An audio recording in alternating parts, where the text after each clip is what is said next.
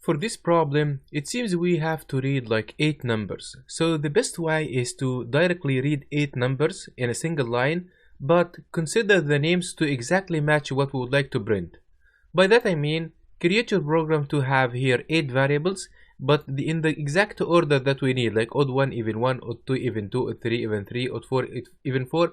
And using such very useful namings would help us to directly prepare the even sum and directly prepare the odd sum, and then just we print them. In the last program, we would like to make a special kind of concatenation. We will read 3 strings.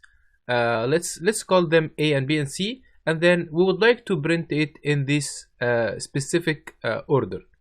For example, if the input is I am Mustafa, then we would like to print I. Then it seems we have a single code, then am, the second code, then Mustafa. And then it seems this is repeating for 10 times as we said here.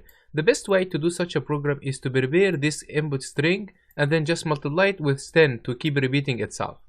Let's see.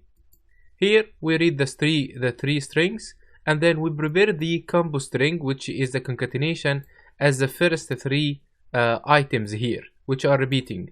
And then once we multiply with 10, we get it repeated 10 times in a simple way. The purpose of the assignment was to exercise mainly the multiplication operator. That's all.